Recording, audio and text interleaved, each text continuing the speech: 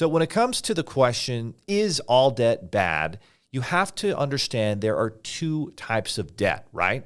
There's going to be good debt and bad debt.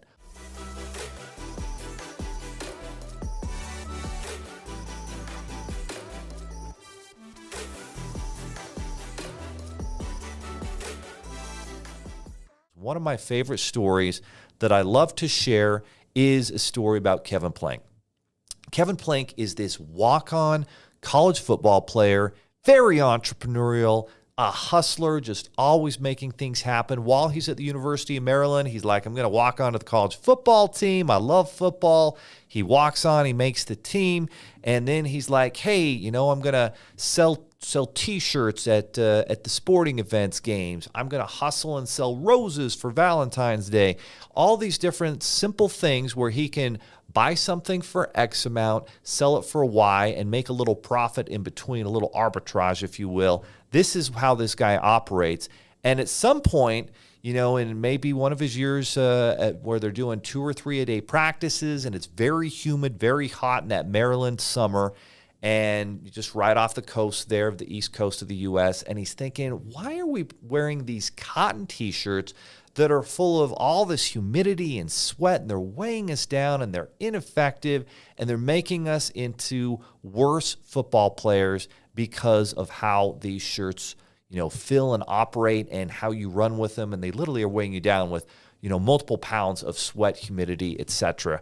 And so he's like, there's got to be a better way. There's got to be a better material. He starts going to these clothing stores and figuring out what's the right material, what can work best. And he starts testing things. And finally, he comes up with what he thinks is going to be a great material. He's going to need money to really fully develop it, make sure it works, and have a manufacturing company that can, get a bunch of these shirts and shorts and pants and so forth put together for these college football athletes and NFL athletes to have great gear that they can wear underneath their shoulder pads and not be weighed down with moisture and sweat and take on all that, kind of be sweat resistant and really moisture resistant. And so he realizes he saved about $15,000 to $20,000, but he needs more than that.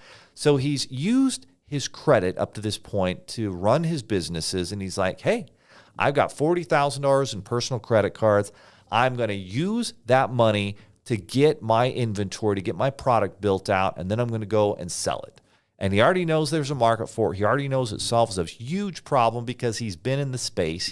He's been his own customer client. He knows what the problems are. He's talked to the other guys on the team and with other teams about how these crappy cotton T-shirts don't work. And so one thing leads to another. He gets his funding. He uses these credit cards, invests in his inventory, and it takes him about a year before he finally gets a big sale with Georgia Tech's football team.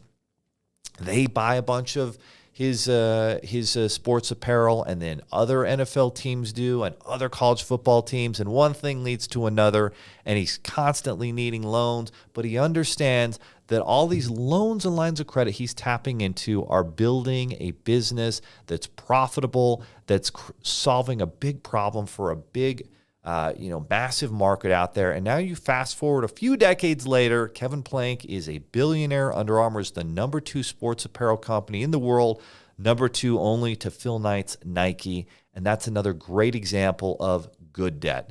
And good debt is powerful when used in the right form.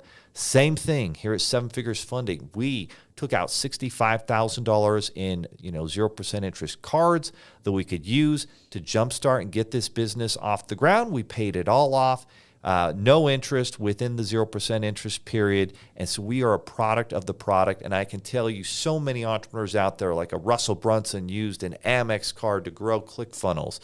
Brendan Burchard was using Family's cards in order to build his empire. So many other companies, even Google, used debt to grow in the beginning, way before they qualified for venture capital or had that big IPO public offering and issued stock to get a bunch of cash that way.